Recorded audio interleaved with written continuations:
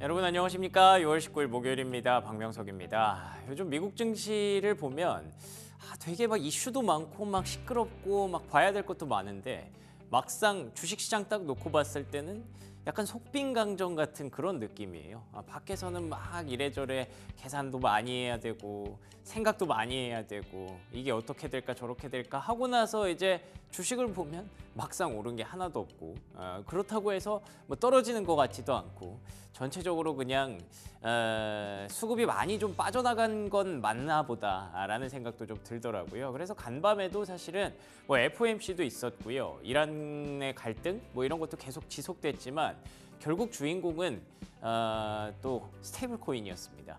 지니어스 액트와 관련해서 서클의 주가가 무려 200달러 눈앞에 두고 있는 그런 상황인데요. 30달러에 상장한 지가 불과 2주 됐는데 지금 계속 6배, 이제 7배까지 사이에 올라갔습니다. 어떤 내용들이 있었는지 일단은 이슈마다 하나씩 체크는 해봐야겠죠. 브리핑 뉴욕을 통해서 함께하도록 하겠습니다. 자, 3대 지수 마감 상황부터 볼까요? 다우지수 약보합이고요. 나스닥 지수 강보합이고요. 그리고 또 S&P 500 지수 약보합입니다. 뭐 거의 움직이지 않았죠. 지금 세상에 뭐 중동이 뭐 미사일을 쏜다더라, 뭐 누가 누구를 공격한다더라, 벙커버스터에 뭐 별의별 얘기 다 나오는데 시장은 그냥 그대로 멈춰 있었습니다. 어떻게 해석해 보면 그럴 수도 있을 것 같아요. 악재가 좀 많은데 그럼에도 불구하고 잘 지켜내고 있다라고 평가할 수도 있겠습니다만 자꾸 그런 생각이 드네요. 코스피는 잘 가잖아요. 뭐 3천 눈앞에 두면서 막 요즘 이슈가 정말 많은데 근데 이에 비하면 멈춰 있는 건 사실인 것 같습니다.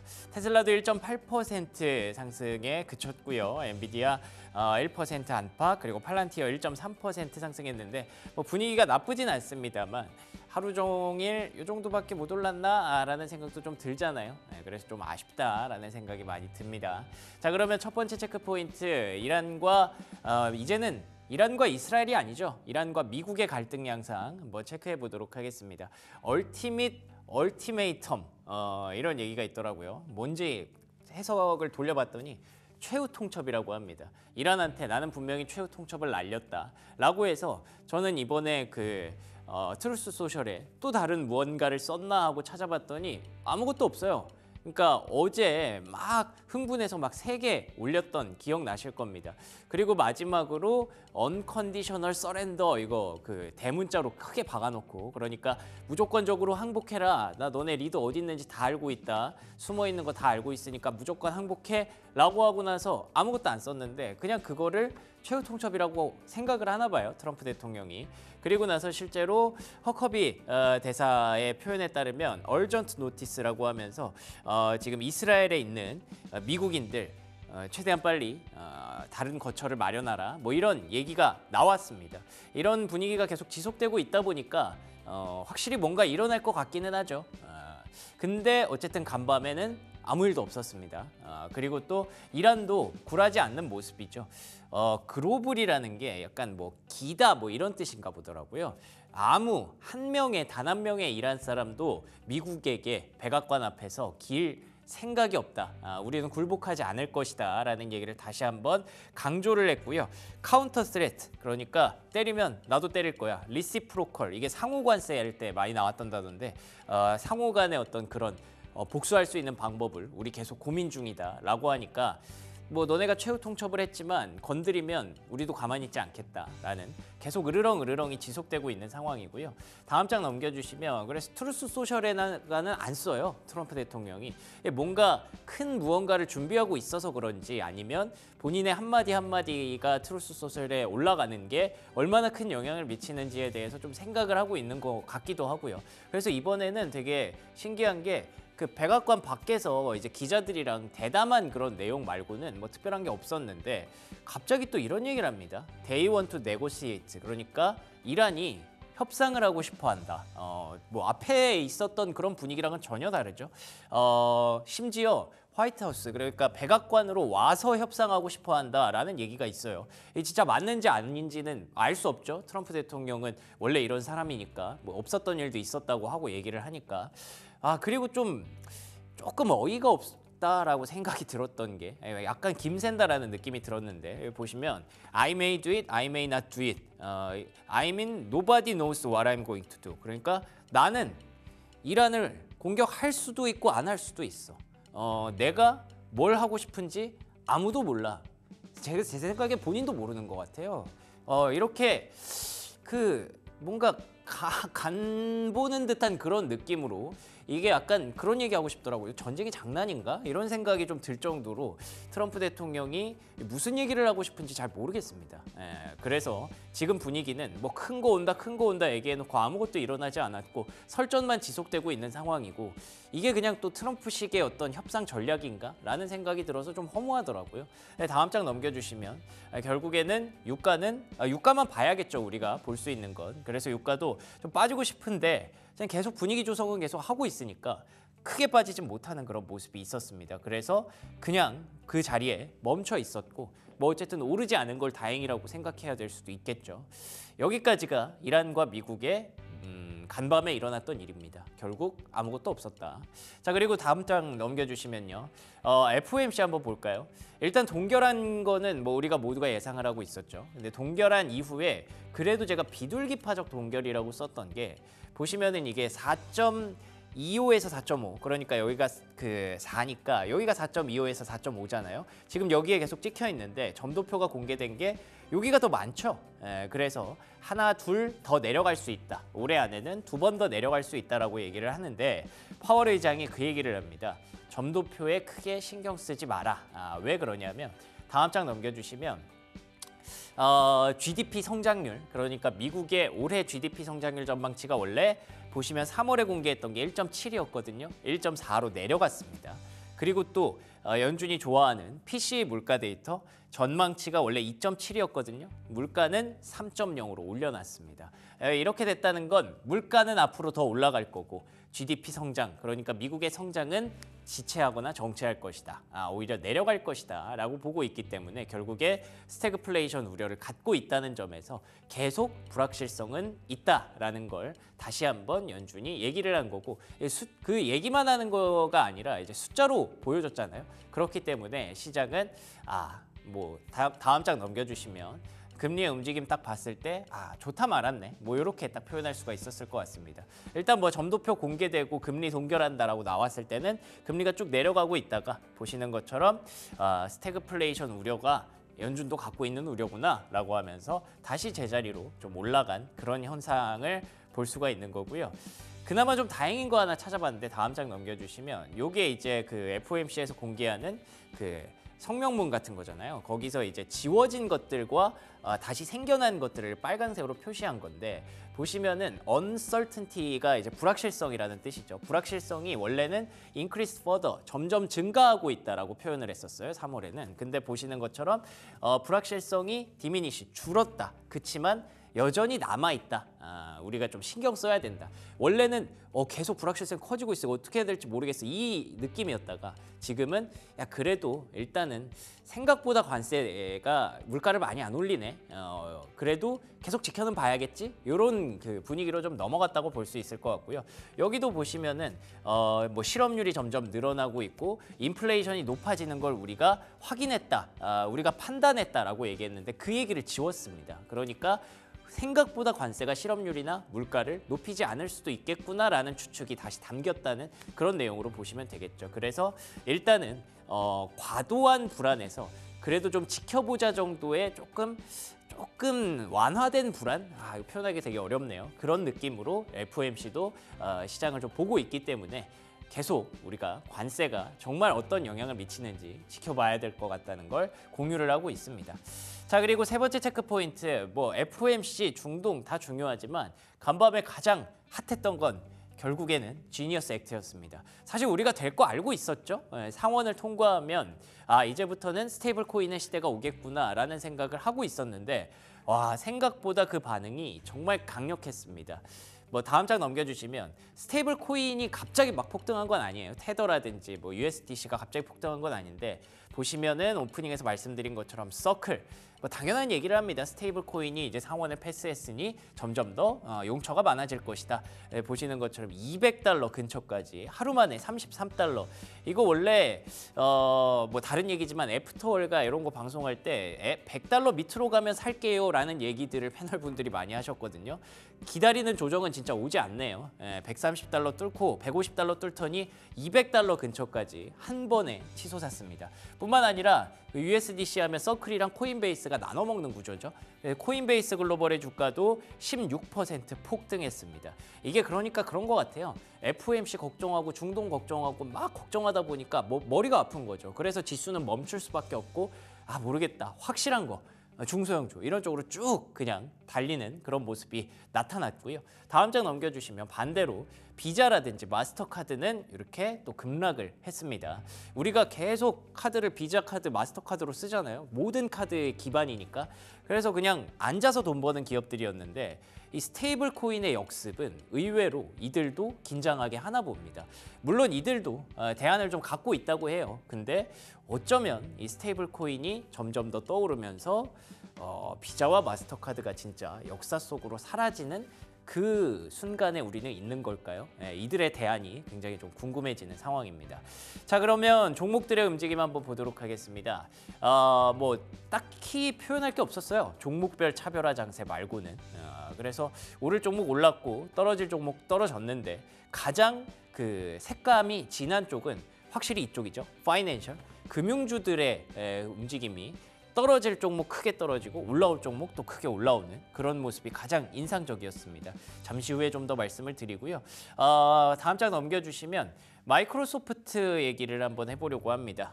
여전히 탄탄하게 올라가고 있습니다만 최근에 계속 그 샘 올트먼의 움직임이 좀 심상치 않죠. 마이크로소프트랑 약간 선을 그으려고 하는 듯한 느낌이에요. 샘 올트먼이 이제 GPT를 잘 만들었고 이번 여름에 GPT-5까지 출시를 한다고 하더라고요. 근데 계속 이렇게 잘 나가니까 본인들이 원래는 마이크로소프트에 의지를 많이 하고 도움을 많이 받았다가 이제부터는 약간 선을 그으려고 하는 듯한 그런 느낌인데 마이크로소프트의 주가가 일단 반응을 잘 하지 않습니다. 그 배경에는 확실히 마이크로소프트는 쉽게 무너지는 그런 기업은 아니라는 생각이 들더라고요. 이번에 또 블룸버그 기사를 보니까 수많은 직원들을 어떻게 보면 정리한다라는 얘기가 있는데 뭐 이분들의 입장에서는 가슴 아픈 얘기지만 저희가 이제 기업에 투자하는 입장에서는 또 이제 선택과 집중을 하는구나라는 생각이 들 수 있으니까 마이크로소프트는 여전히 왜 본인들이 시가총액 1등인지를 계속 입증하고 있는 그림인 것 같습니다. 다음 장 넘겨주시면요. 뭐 덕분이라고 할 수도 있겠죠. 이렇게 AI에서 어쨌든 분위기가 계속 나오고 스테이블 코인도 결국에는 뭐 디지털 화폐 이런 거 어떻게 연결해 보면은 우리가 결국에는 계속 전력 필요할 거고 계속 이제 데이터 센터 필요할 거고 이런 맥락으로 또 갈 수도 있지 않겠습니까? 그래서 간밤에 올랐던 종목들 중에 반도체가 꽤 괜찮았어요. 특히나 마벨 테크놀로지 아시는 것처럼 브로드컴과 함께 2등 기업이죠. 이제 A식 반도체 그러니까 기업들이 필요한 대로 주문을 받아서 만들어주는 그런 반도체 업체인데 마벨 테크놀로지의 목표가가 줄 상향이 되면서 7% 넘게 급등했고요. 이외에 다음 장 넘겨주시면 따라간 종목들이 몇 개 있습니다. 슈퍼마이크로 컴퓨터 그리고 또 버티브 홀딩스 이외에도 뭐 컨스텔레이션 에너지라든지 뭐 GE 버노바라든지 이렇게 우리가 AI 인프라 구축할 때 필요한 그런 기업들 많잖아요. 같이 이렇게 탄탄하게 올라가고 있으니까 뭐 중동이고 뭐 FOMC고 이런 건 사실 상관없죠. AI 투자는 계속 지속될 거니까 역시나 그런 기초 체력을 다시 한번 자랑했고요. 다음 장 넘겨주시면 마지막으로는 앞서 잠깐 언급드린 그 금융주 보시는 것처럼 웰스파고도 3% 넘게 올랐고요. 로빈후드 거래소잖아요. 4.5% 넘게 급등했습니다. 결국 서클 코인베이스 이렇게 계속 뭐 스테이블 코인이니 뭐니 이런 이슈가 막 소문이 나게 되면 사람들은 다시 이제 시장으로 몰릴 수밖에 없고요. 이런 기업들도 뭐 JP모건도 스테이블 코인 한다면서요. 다들 이제 스테이블 코인 할 수 있는 거래할 수 있는 방법을 만들겠죠.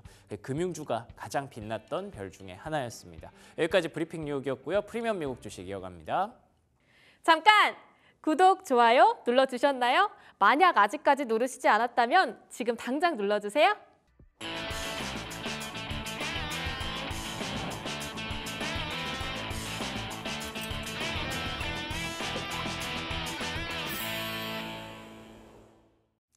프리미엄 미국 주식 들어왔습니다. 목요일 시간 함께하는 그레너리 투자자분 이원수 대표 나오셨습니다. 안녕하십니까? 네, 안녕하십니까? 네, 반갑습니다.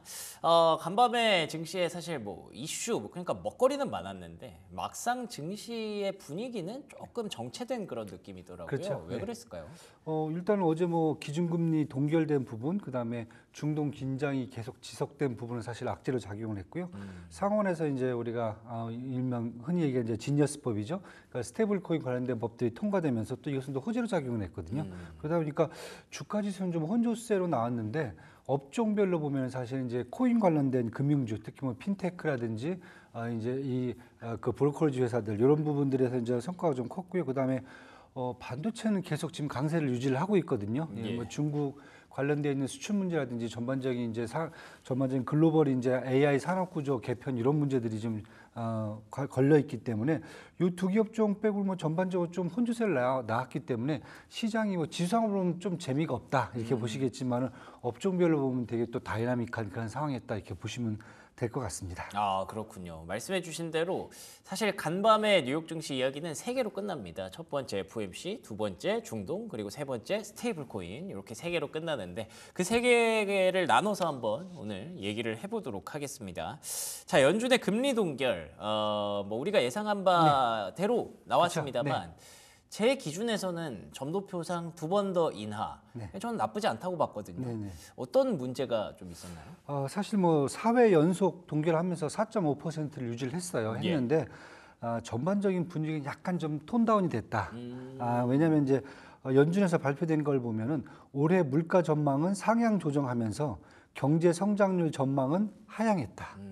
이건 결국 뭐 스태그플레이션이죠. 그러네요. 네. 그다음에 공격적인 관세 정책의 여파 속에서 스태그플레이션에 대한 우려가 커지고 있다라고 진단을 해줬어요. 아니 연준이 나서서 스태그플레이션을 얘기한 셈이니까 그렇죠. 이건 시장의 악재가 될 수밖에 네. 없네요. 그래서 사실 점도표는 이제 3.9% 유지를 했는데 네. 동결을 주장하시는 분들이 7명이나 됐어요. 12명 중에서. 거기 또 늘어났구나. 네, 이쪽이 더 늘어났죠. 예. 그리고 2026년, 2027년은 3.6%, 3.4%로 한 번만 내리겠다. 예, 그러니까 올해 이제 하반기 한 두 번 내리고 내년부터는 1년에 한 번 정도 내리는 그런 수준을 갈 수가 있다라고 하기 때문에 이 정도로 본다면 사실 조금 실망스럽죠. 그다음에 인플레이션 전망치도 뭐 가장 중요한 게 이제 근원 PC 지수거든요. 이것을 이제 2.8%까지 올해 연말까지 예상을 했었는데 3.1%로 사실 상향 조정을 했습니다. 예. 그리고 근데 사실 시장에서 보면 지금 계속 PC 지수는 계속 떨어지고 있거든요. 그래서 이것도 좀 시장하고 좀 다른 게 아닌가. 그다음에 경제 성장률 전망치도 올해 1.7%를 얘기했다. 지금 1.4%로 하향 조정을 했습니다. 이건 뭐 예. 예상됐던 거고요. 실업률 전망치도 올해 4.4%에서 4.5%로 조금 상향을 했습니다. 그래서 사실 계속 실업률이 한 4.2%로 사실 계속 경고하게 나오고 있거든요. 예. 근데 그것도 조금 올렸어요. 그래서 전반적으로 지금 연준의 부정적인 경제 성장 전망치가 계속 나오는 게 아닌가. 이게 이제 쌓였을 경우에 조금 시장의 부담으로 작용할 수 있다. 이렇게 지금 보여지고 있습니다. 그리고 뭐 파월 의장 뭐 크게 말은 안 했는데 지금 이 정도면은 그냥 하반기에 기준금리 두 번 정도 기다리는 수준에서 나올 것 같고요. 아마 트럼프 대통령의 오늘 반응이 어떨지 한번 그걸 또 한번 지켜봐야 될 것 같습니다. 그러네요. 결국에는 트럼프 대 파월이 지속되고 있다라고 봐야 될 것 같습니다. 트럼프는 아니 관세 있어도 팔아 물가 떨어지고 있고 실업률 안 올라가고 있다. 그러니까 연준 금리 내려 하는데 파월은 아니 어떻게 될지 몰라. 관세가 지금 뭐 시차를 두고 나중에 결국 경기를 둔화시킬 거고 물가를 올릴 거야라는 얘기를 사실상 이번에 이제 숫자로 보여준 거거든요. 그러면 이거 지금 대표님의 의견이 좀 궁금한데 누가 맞는 거예요? 저도 모르겠습니다. 솔직히. 왜냐면 이제 시장은 예. 사실 연초에는 이제 트럼프의 어떤 관세 정책에 대한 불안감 때문에 그게 더 컸죠. 네, 그래서 이제 파월 편을 많이 들어줬었거든요. 그랬죠. 네. 이때는 통화 정책을 조금 더 타이트하게 가는 게 맞지 않겠는가. 근데 사실 지금 이제 4월 달, 5월 달 지표까지 나왔거든요. 예. 그렇다 보면 전반적으로 트럼프 관세가 뭐 실제 적용된 것은 사실 보편관세 10%하고 뭐 나머지 자동차 이런 거 빼기 없거든요. 근데 네. 향후에 그러면 더 여기서 관세가 나올 건가에 대해서는 또 사실 퀘스천 마크예요. 그게 또 문제네요. 예, 왜냐하면 제가 봤을 때는 트럼프 대통령이 지금 처음보다는 더 줄어들지 더 예. 커지진 않을 수 있다. 그러네요. 예, 왜냐하면 처음에 세게 펀치를 날렸는데 네네. 힘이 더 빠진 상태이기 때문에 더 펀치를 날릴 수는 없거든요. 그러네요. 그렇다고 보면 전반적으로 아마 하향 조정될 거다, 관세 정책도. 그렇다고 보면은 저는 이 정도의 인플레이션에서 막아놨다면은 추가적으로 인플레이션이 올라가는 것은 뭐 글로벌 지표들이죠. 그 원자재 가격이라든지 막 이런 것들이 되지 않겠는가. 그래서 저는 사실 지금 시장은 일단 지금 파월 편보다는 사실 트럼프 편 쪽으로 조금씩 조금 더 넘어가는 느낌이죠. 넘어가는 느낌입니다. 예. 그리고 계속 이 높은 금리 비용이죠. 높은 금리 비용이 결국 인플레이션을 더 자극하는 게 아닌가. 그리고 국민들의 아니면 금융시장의 불안을 더 가중시키는 게 아닌가. 그런 얘기를 좀 하고 있어 갖고 전 시간이 갈수록 아마 시장이 파월보다는 트럼프 편 쪽으로 좀 더 돌아설 것 같은 생각이 좀 더 커지고 있습니다. 예, 그러면은 이제 트럼프 대통령이 좀 더 힘을 얻어서 파월 의장을 더 압박할 수 있고 여론도 같이 조금씩 트럼프 편을 들어주고 실제로 지금 4월과 5월의 물가 지표가 계속 안정되는 것처럼 6월, 7월 계속 안정이 된다면 파월도 조만간에는 이제 두 손 두 발을 좀 들 수도 있지 않을까. 그 시간이 조금 더 일단은 지금 필요해 보이는 그런 상황입니다. 파월은 시간을 벌었고요. 트럼프는 또 압박의 강도를 좀 높이게 된 그런 결과라고 FOMC는 정리할 수가 있겠네요. 자, 그러면 이제 중동으로 얘기를 한번 넘겨 보도록 하겠습니다. 뭐 간밤에도 계속 설전이 좀 있기는 있었어요. 네네. 뭐 최후 통첩을 했다더라. 네. 이란도 가만히 있지 않겠다. 네. 이게 그냥 뭐 달라진 거는 사실 없었던 것 같은데 하나만 꼽자면 저는 이제 명확하게 이란 대 이스라엘에서 이란 대 미국으로 넘어간 느낌이에요. 맞습니다. 네, 어떻게 보셨습니까? 저는 사실 이제 시작된 지가 벌써 한 일주일 돼가고 그러네요. 있거든요. 한 일주일 됐네요, 딱. 돼가는데 예. 일단 핵심 리스크들은 이미 다 정리가 됐다. 오. 예, 그리고 지금부터는 이제 테일 리스크다. 왜 이렇게 말씀드리냐면은 네. 전반적으로 이번 이 리스크라든지 위기가 장기화되지는 않고 이제 단기적으로 한 몇 주 정도면 이제 마지막으로 정리가 되지 않겠는가. 왜 그렇게 설명드리냐면 핵심 리스크는 이미 끝났다고 말씀드리는 게 이미 아시다시피 이제 이스라엘이 2차 공습을 통해서 핵시설 이미 많이 파괴했고요. 그다음에 군 수뇌부 제거했고 그다음에 핵 과학자까지 다 사망을 시켜놓고 2차에서는 유전하고 가스전 공습을 해갖고 예. 향후에 더 핵을 이제 개발할 수 있는 근거들을 다 지금 지워버렸거든요. 그다음에 미국도 입장에서 보면은 그동안 이란하고 핵 협상이 부진했는데 반면에 중동 국가들한테 약속했던 이란에 대한 어떤 그 안전 보장에 대해서는 이미 다 저는 확인을 해줬다라고 보여져요. 그다음에 이란 같은 경우 내부적으로 지금 개혁파하고 대통령이죠. 대통령이 개혁파하고 그다음에 이쪽이 이제 종교 지도자 같은 경우가 이제 보수파이면서 강경파거든요. 예. 이 양쪽 간의 힘의 균형이 조금씩 이제 바뀌기 시작한 것을 만들어줬다. 어. 예, 이런 측면에서 이제 어느 정도 얘기가 나왔는데 지금부터 나오는 것은 이제 두 가지입니다. 하나는 뭐냐면 이스라엘이 요구하는 게 미국한테 핵 시설을 지상에 있는 것만 제거를 했거든요. 그렇죠. 그래서 막 벙커버스터가 필요하다 그렇죠. 그런 얘기 근데 하잖아요. 지하걸 터트리면 문제가 되는 게 핵 폐기물 오염물뿐만 아니라 지구의 어떤 환경 변화까지 다 유발할 수가 있거든요. 이러면 이제 다시 이스라엘이 나쁜 놈이 될 수 있는 그렇죠. 거죠. 네. 왜냐하면 차라리 나중에 안에 있는 것을 드러내는 것보다 네. 드러내는 게 더 좋을 수가 있지. 비용이 들더라도 폭탄으로 날려버리면은 이건 그 다음부터는 해결이 안 되는 부분이죠. 예상이 안 되는구나. 예. 파급 그래서 lực. 미국도 이제 사실은 이제 벙커버스터를 써야 되는지 말아야 되는지 고민이 지금 스러운 거죠. 아. 두 번째는 네. 이란 최고 지도자죠. 하메네스를 과연 제거를 해줘야 되느냐. 왜냐하면 이분이 35년 동안 지금 종교 지도자 역할을 하면서 강경파이자 다시 군부도 통제를 하고 있거든요. 군부도 다 강경파예요. 핵 개발을 35년 동안 주도하신 분인데 지금 이분의 입지가 되게 지금 안 좋다는 거죠. 이분을 제거하지 않고는 그럼 이란은 계속 또 핵 개발 또 한다는 거거든요. 그리고 어제 발표한 것도 보면은 지금 하메네이가 결국 인터뷰를 한 거거든요. 우리는 결사항전을 하겠다. 맞아요. 예, 네. 근데 지난번에 이제 대통령이 얘기한 그 개혁파들은 그 얘기를 했습니다. 종교 지도자한테 봐라. 35년 동안 핵 개발한 게 이거냐 결국은. 계속 서방한테 두드려 맞기를 하고 예. 이게 무슨 말이냐. 그러면 우리는 개혁을 해야 된다면서 합의를 하자고 자꾸 이제 이쪽 그 트럼프 대통령한테 얘기를 한 거거든요. 그러니까 시그널이 다릅니다. 대통령한테 오는 시그널하고 종교주자한테 오는 시그널이 틀립니다. 완전 다르네요. 예. 그래서 지금 이스라엘하고 지금 미국이 얘기하는 것은 그러면 이제 하메네이를 제거해야 되는가? 예. 근데 제거를 했을 경우 그렇다고 해서 뭐 딱히 달라지는 게 없어요. 왜냐하면 우리가 봤던 게 이스라엘, 이라크라든지 아프가니스탄 철수 악몽을 떠올리거든요. 예. 가서 제거를 하고 친미국 정부를 만들었는데 통제가 안 돼요. 그럴 수 있죠. 이란이라는 국가가 엄청나게 큰 땅덩어리를 갖고 있고요. 그 지지세가 뭐 완벽하진 않을 거 네. 아니에요 지금. 또 숨어버리면은 찾아낼 수가 없어요. 종교적인 것은 어떻게 건드리지 못해요. 또 막 게릴라하고 막 그럴 수도 그렇죠. 있겠네요. 또 마찬가지로 8천만 명의 인구에다가 예. 병력이 정규군이 60만 명이에요.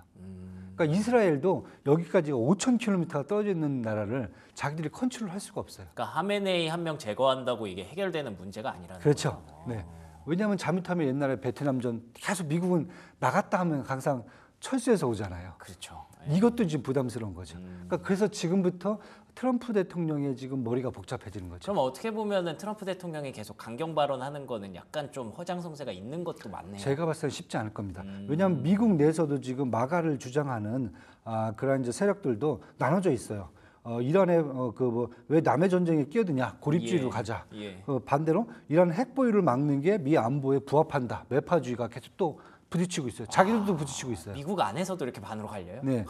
그러다 보니까 네. 저는 이제 빨리 결정을 내려야 될 거예요. 그러네요. 그렇다고 보면은 이 리스크가 이제 거의 막바지에 와 있고 저는 이제 테일 리스크다. 이렇게 지금 보셔야 될 것 같아요. 그러니까 지금 사실 우리가 가장 걱정하는 거는 뭐 해협 차단 뭐 이런 것도 있었습니다만 진짜 그 벙커버스터를 출격시킬 것이냐, 뭐 B1 폭격기가 가야 되고 벙커버스터를 안고 가야 되고 그 벙커버스터를 쏴서 지하에 있는 핵시설을 타격시키고 하메네이까지 제거하는 뭐 그런 게 이제 미국의 어떻게 보면은 전략이 아니었을까라고 우리가 추측을 했었는데 그걸 하게 됐을 때 과연 진짜 미국이 원하는 걸 얻을 수 있느냐를 생각해 보면 또 그게 또 쉽지 않을 것 같다라는 점에서 어떻게 보면 이 이란과 이스라엘, 이란과 미국 간의 이런 진짜 미사일 쏘고 주고받는 그런 거는 조금 마무리가 됐을 가능성이 높다라는 의견 주셨고요. 그러면 이렇게 계속 설전이 지속되다가 잘 어떻게 좀 정리할 그 방안을 만드는 쪽으로 갈 수도 있을 것 같습니다. 간밤에 또 트럼프 대통령의 인터뷰를 보니까 뭐 이란이 협상을 하고 싶어한다 이런 얘기를 한 것도 그렇죠. 다 연결이 되는 것 같네요. 대통령 쪽이죠, 거기 이제 예, 개혁파 쪽이고. 그런 것 같네요. 알겠습니다. 자 그러면 저희가 이제 세 번째로 얘기할 게 결국에는 그 지니어스 액트, 스테이블 코인 얘기인데 사실 뭐 스테이블 코인을 떠나서 그냥 서클 얘기하면 끝나지 않나 싶어요. 어제 이제 199.59달러까지. 거의 뭐 200달러 간 거죠 이제는. 네, 31달러 공목을 했는데 네네. 543%가 이제 어제까지 올랐어요. 예. 6월 4일 날 공모를 했는데 이거 보면은 참 다들 가슴을 좀 치시는 분들도 있긴 한데 그렇다고 또 손이 또 못 나가요. 사실 이 그걸 정도면. 어떻게 사요, 그렇죠? 그래서 이제 사실 이제 이렇게 이거 손이 나가신 분들은 네. 결국 이제 어제 이제 통과된 지니어스법 상원에서 통과된 스테이블 코인법에 어떻게 보면 기대를 걸고 사실 어떻게 보면 약간 이제 모기 모험을 했다라고 볼 수가 있어요. 그렇죠, 그렇죠. 근데 이제 요 법이 통과되면서 저는 뭐 이 서클뿐만 아니라 전반적으로 이제 핀테크하고 이 코인 관련주들은 장기적으로 수혜를 받을 수 있다. 왜냐하면 어제 이제 그 법 내용을 보면은 뭐 자금 세탁법, 뭐 소비자 보호 장치 뭐 이런 거 많이 얘기했는데 핵심은 다른 게 아니라 스테이블 코인의 발행과 담보 요건 강화입니다. 그러니까 담보 요건이라는 게 뭐냐면은 스테이블 코인은 이제 달러를 또는 유로를 베이스로 해갖고 1달러당 1코인으로 언제든지 교환이 가능하도록 만들어주는 스테이블 코인이거든요. 예. 그렇다 보면 발행한 만큼 그 똑같은 양의 달러라든지 유로를 갖고 있어야 돼요. 예. 갖고 있어야 되는데 꼭 문제가 생기는 게 규제가 없으면은 장난을 칩니다. 그게 이제 우리 권도영의 테라 사건이죠. 그렇죠. 그 자산을 갖고 엄한 데 투자해 갖고 예. 날려먹어요. 그래서 이걸 규제를 확실하게 이제 그렇죠. 잡아준 거잖아요. 그러니까 은행하고 똑같은 거죠. 은행도 처음에 규제가 없을 때 맨날 파산했거든요. 그래요? 그렇죠. 옛날 뭐 1960년대, 1860, 뭐 1700년대 보면 항상 그랬거든요. 그런데 똑같습니다. 그 담보들을 제대로 규제를 해놓겠다는 거죠. 그래서 문제가 안 생기게, 그래서 소비자를 보호해주겠다. 이게 핵심법이기 때문에 결국 이렇게 나왔을 경우에는 저는 이제 여러 가지를 이제 볼 수 있는데 가장 크게 일단 통화 기능이 강화된다. 담보가 확실하면 사실 통화 기능이 확실하게 되는 거죠. 그러다 보면은 일단 빅테크들의 코인 발행이 커질 거다.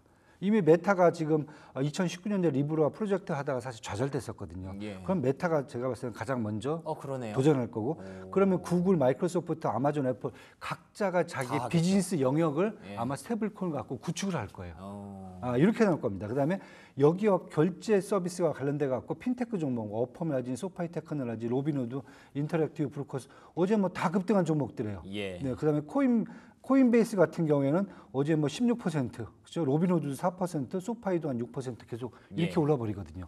그다음에 두 번째는 아까 계속 말씀드렸지만 담보 요건을 말씀드렸잖아요. 그렇다면 자산 관리 기능이 강화될 수가 있거든요. 여기에서 가장 큰 혜택은 저는 미국 국채라고 봐요. 그렇죠. 왜냐하면 미국 국채를 사라고 얘기하는 거거든요, 지금. 갖고 있어야 되니까. 그렇죠. 네. 그렇다 보면 트럼프 대통령 입장에서는 국채에 대한 수요가 급증할수록 장기 수익률이 떨어질 수가 있습니다. 그 서클 주가 올라가는 거 보면서 계속 웃고 있겠네요. 트럼프 그렇죠. 대통령은. 트럼프는 좋아하는 거죠. 예. 그 다음에 중요한 것은 만약에 이제 미국이 굳이 국채를 발행 안 해도 될 것 같아요. 추가로. 오, 그래요? 통화를 더 찍어낼 필요가 없어요.